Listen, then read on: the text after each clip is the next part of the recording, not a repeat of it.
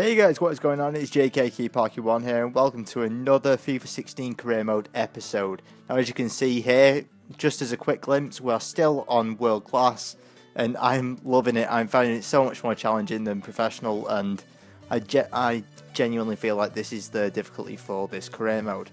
Now, flashing up on the screen, well, actually, it's already flashed up on the screen. We are actually playing Chesterfield in our first game, and we are still rocking the 4-1-2-1-2 diamond, and I'm not really sure whether I should change it or not because it seems to be working, but as you'll see in this episode, it does cause us quite a few problems against these teams. But we start off this episode quite nice, apart from Leandro Vaca trying to touch the ball down with his back and then sliding the ball straight into the keeper.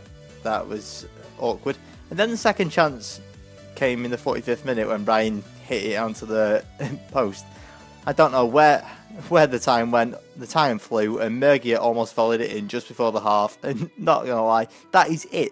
That was all that happened in the first half. Just 3 shots. It was absolutely boring as hell. But in the second half, Gardner started running down the wing for Chesterfield. He passed it into Martinez, and for some reason he tried the shot from that angle. But Merritt was up to the task and actually palmed it out for a corner. And here we have Banks, like on the edge of the area, passing it off to Liddle.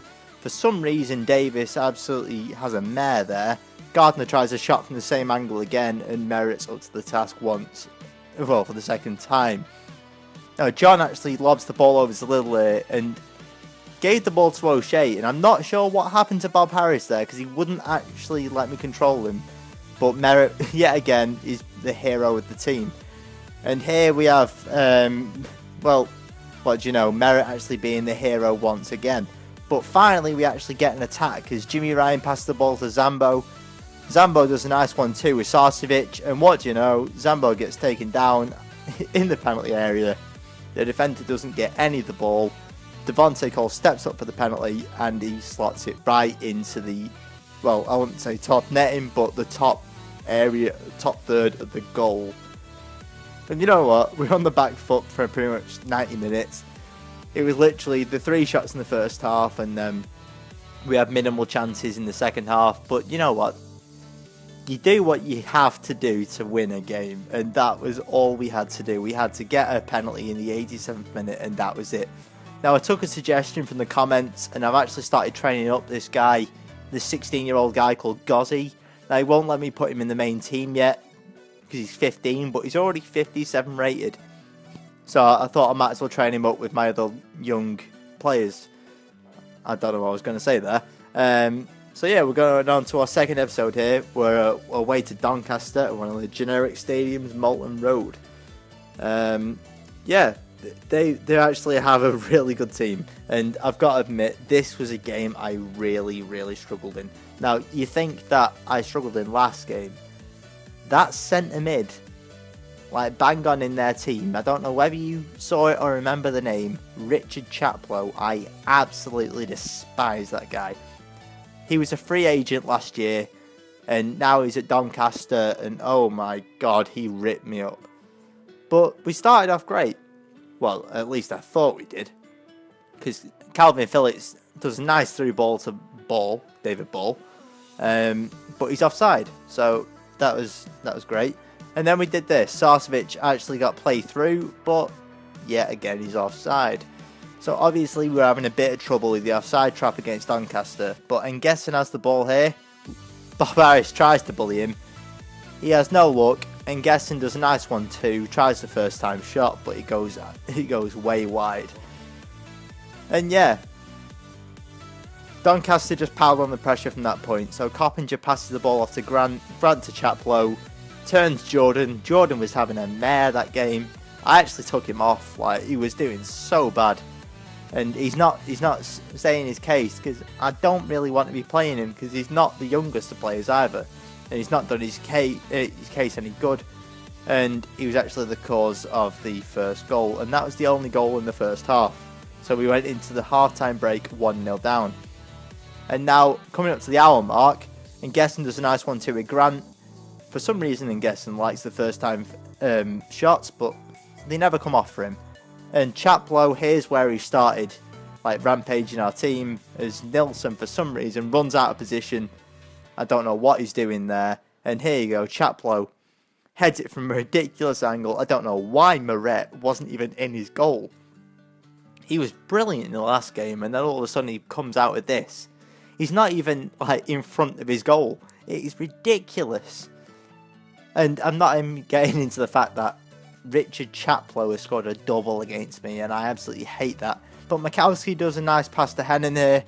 Hennon's proved his dribbling in the past, and he actually forces a really good save from the keeper. And I didn't even cut here, because literally Bobby Grant whips the ball in, and Aget Johnson, I might have said the name of the defender wrong. I might have said Nilsson before.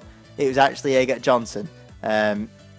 Johnson jumps up well, beats all the defenders, and heads it just inside the post, actually. It's a really nice goal. But yeah, we weren't going to sit down. Like Calvin Phillips, he wasn't having any of it.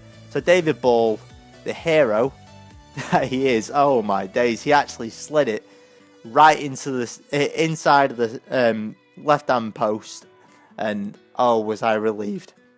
Like David Ball, who I don't play very often, he actually came clutch there with a 90th minute goal and got us a point against Doncaster that I really didn't think we were going to get, and it was absolutely amazing.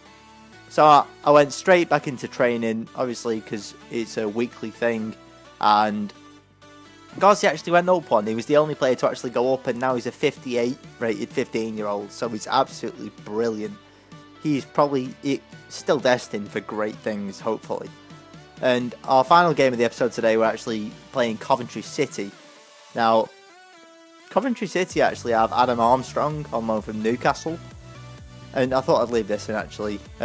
We are 5 wins and 1 draw with plus 14 goal difference at the top of the table. And we're doing absolutely brilliantly. So I ended up playing Kiwamia and Ruda Kampanzu this game. I ended up giving Shola Amiobi a run as well. But this team, like Joe Cole, Adam Armstrong, I think that's James Murphy, Vincelot, Rose. Oh, I had troubles against this. I know I've said that for every single game in this episode, but I'm genuinely having troubles. Because Joe Cole passed the ball off.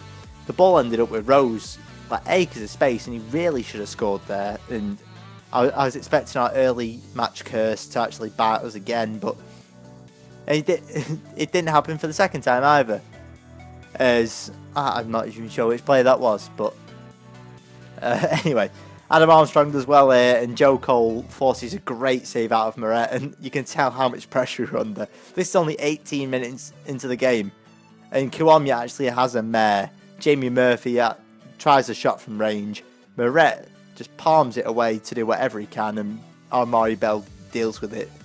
Okay, I guess he didn't do great, but that free kick was literally our only chance in the first half. So yeah, Wes Burns with a deflected free kick, but Adam Armstrong comes out with this belter about 25 yards out, just absolutely turns the man. I try and rush him with my centre back, but Armstrong was having none of it.